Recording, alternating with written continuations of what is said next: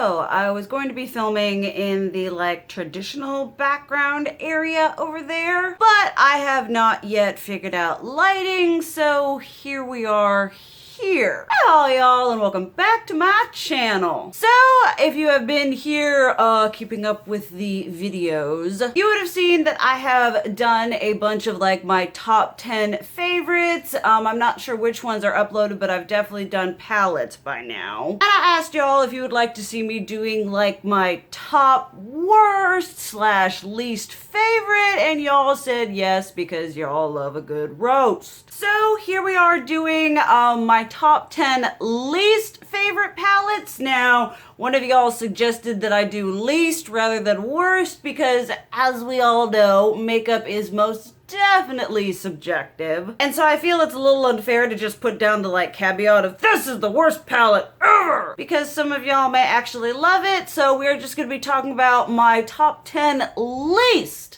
favorite palettes. And we're going to start off with the ones that are no longer in my collection, because y'all know when it comes to makeup that I do not like, it does not stay within the vicinity for an extended period of time. And also keep in mind that some of these palettes will be limited edition, whereas with the top 10 favorite palettes, I tried to keep it in permanent territory, because when it comes to lower quality, we all have come to realize that oftentimes palettes released for holiday or limited edition can tend to be lower on the quality standpoint. But let's start off with a strong one, the Morphe and James Charles Unleash Your Inner Artist palette. Now, y'all know at this point, it is no secret that I personally am not the biggest fan of James Charles or Morphe. You bring these two things together and yeah, the color layout, absolutely fine. Y'all know your girl loves a bright, vivid, colorful palette. However, for the hype, for the sold outness, for the sought after, for the claiming that this is basically, you know, the Savior Jesus Christ Messiah in palette form, I was very underwhelmed by pigmentation, by blendability, by the fact that a lot of the colors oxidized.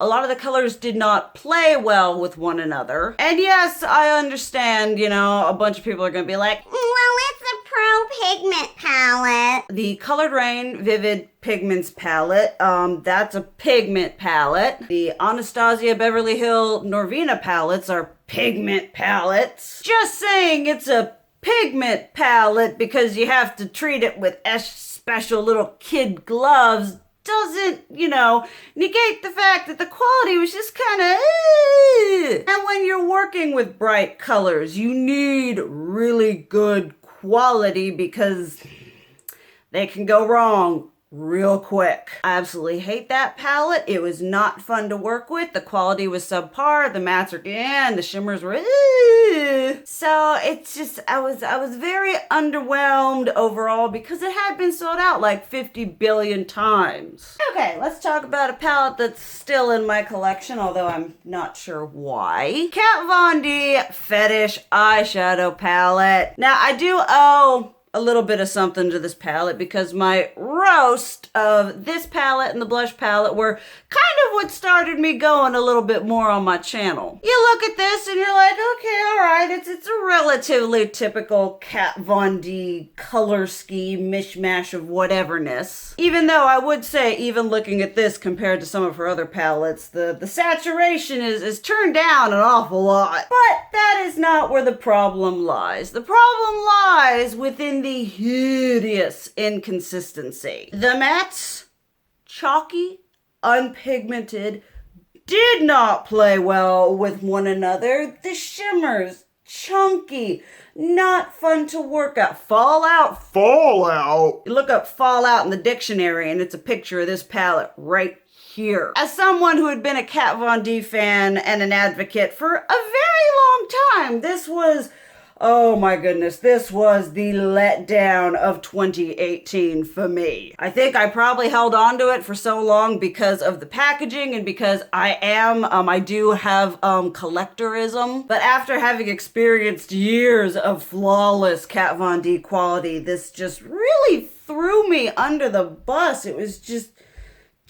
not good at all. Then another palette that I have since decluttered, and no one take offense, this is my least favorite, and I know several of y'all really love this palette. The Lime Crime Venus XL number 2. Now y'all know I love number 1. But the second one, I understand for maybe some people who want to have a more soft and subtle, gentle makeup look. That ain't what I'm going for. I'm looking for in your face, borderline drag queen makeup. And that palette the colors were very soft and subtle and diffused, but they lacked a decent amount of pigment for my personal desires. And compared to the pigmentation and the color story of the one, I was hoping this was going to be a nice greeny, soft, pinky, grungy, whateverness. Crap ton of mattes.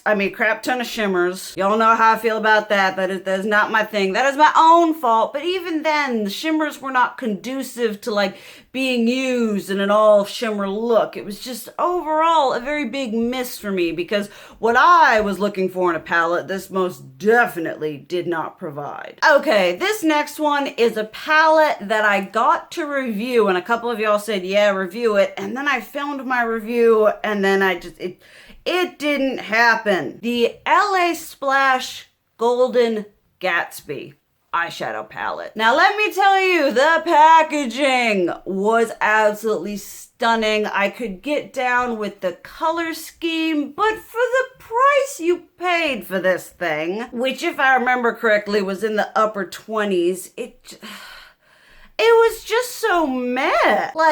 The shimmers were nothing amazing. The mattes were okay. They weren't nearly as pigmented as I would like them to be, especially for that type of a color story. I was so excited and so hyped. Y'all know, well, maybe you don't. Y'all know now one of my top favorite books is Great Gatsby. And so to have a whole collection dedicated to that, I was yes, but the quality and the packaging was pretty, but it was very cheap, and it just didn't do it quality-wise. If any of y'all ended up picking up that, let me know what you think about it. But for me, it was just kind of this super hyped up. Well, it wasn't super. For me, I was hyping it up. And then I got it, and it just wah, wah, wah. Okay, the Tarte Face Play Face Shaping Palette Volume 2. What is it with all these Volume 2s?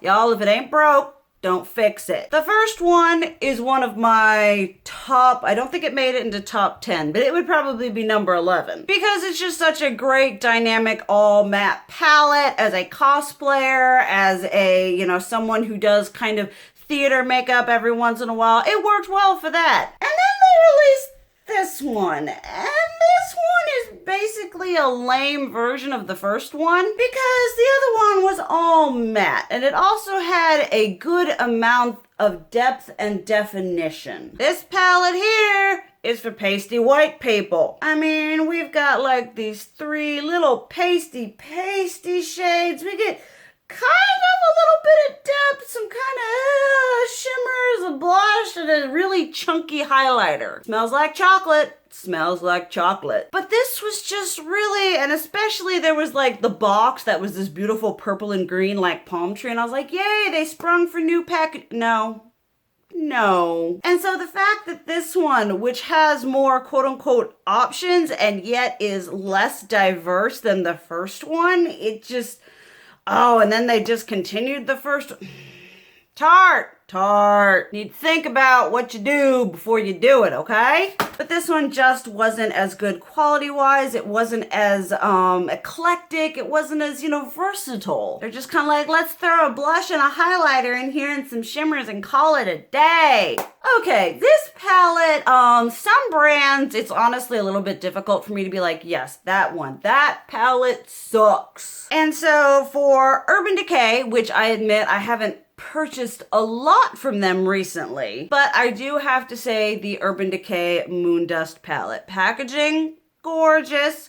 These is just a collection of 8 of their, Moondust single shadows, which are pretty kind of color-infused, effervescent fairy fart top coaters. And while this palette isn't necessarily bad or anything like that, it's more the fact that I have take object with, do not enjoy palettes that are simply used for transformative purposes. I mean, look, if I'm like taking a whole palette with me and then I'm like, well, maybe possibly I want to add like a fancy pop of purple, green, pink, red, whateverness, I guess I'll have to lug this along with me. And I feel like this palette was kind of like the beginning of the end for Urban Decay, at least for their traditional neoclassicism, as it were. Because they were like, oh, look, pretty bright colors. And people were like, eh. Now they're like, let's be boring. Like I said, it's not that this is a bad palette. It's just that I feel like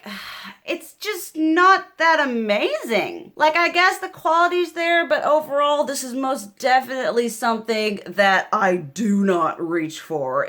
I just don't. And maybe I'm not cool, maybe I'm not nifty enough or whatever to understand the subtle nuances of the Urban Decay Moondust, but for me, this just, thinking about Urban Decay, this is the one that's like, you don't use me, this one's lame. Then another palette that I don't have, Morphe, again, from the Jacklyn Hill Vault collection, specifically the Bling Boss one. I actually still have the other 3. That one I was like, no, it is not working between us. It's not me, it's you. And that one, out of all of them, like the quality on that whole vault is, okay, I gave it kind of a favorable middle ground review. But like the shimmers were so thick and hard pressed, you couldn't really get like a really good, easy application.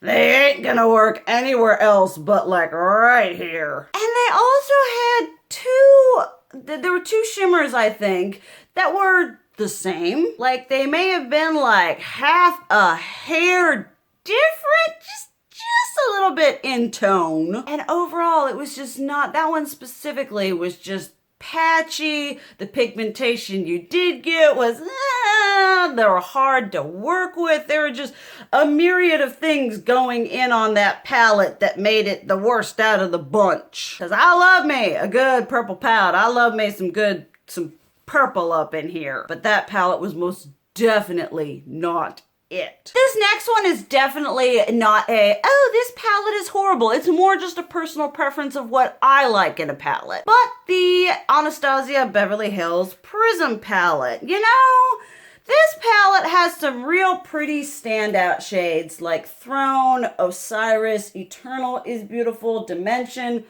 Lucid, Lucid is good. It was from Cube, from Subculture, that I thought, that shade sucks. But it's just kind of this like weird mishmash of like a couple neutrals, a renamed Buon Fresco, a bunch of shimmers, and I just feel like compared to other Anastasia palettes that have come out with beautiful, streamlined, cohesive color stories, this one's just kind of like they had like a whole bunch of like a color wheel on the wall and they were just throwing darts at it to see what kind of palette they would come up with. And this is the result of that. Oh my goodness. I don't even know why I still have this in my collection, collector's purposes, because I don't even pull this out for some of the standout shades. Pyramid is really pretty because it's like green, but it's got like gold reflex in it. But I definitely don't pull for this to make a look on its own. And I don't pull for it for any single shades either. So it just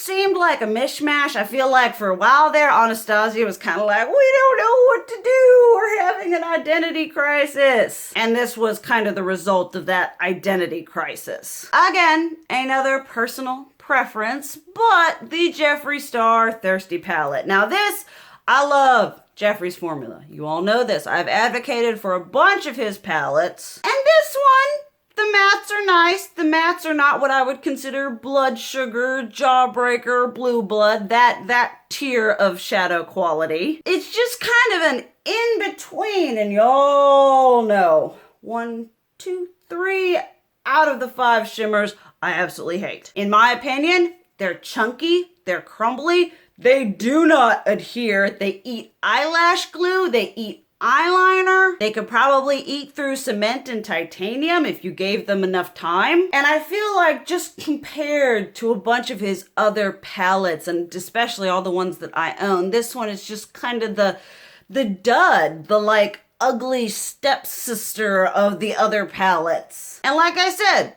personal preference. This is just one that I got. I loved the array of colors of the mattes, the blue, the yellow.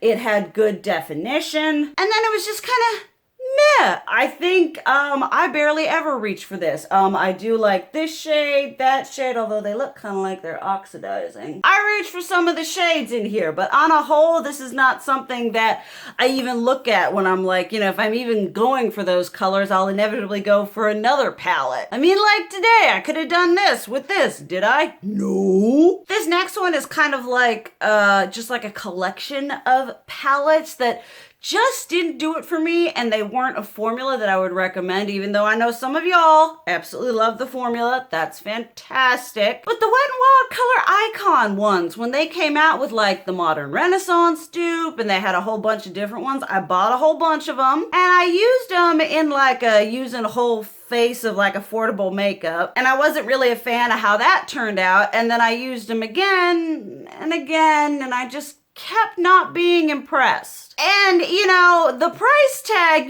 there are affordable brands out there that create some bomb diggity eyeshadows, and these were just very lackluster. I felt like there wasn't a lot of pigmentation. You couldn't build them up. The mattes didn't seem to play well with one another in the sense that they wouldn't like apply over top of each other, so you'd be like using the darker shade and you wouldn't be getting any definition. It was just kind of like a loss all around, and a little bit disappointing because I know a lot of people really like those and swear by them and say that the formula is as good as some other high-end formulas they've tried. But it just was not for me in particular.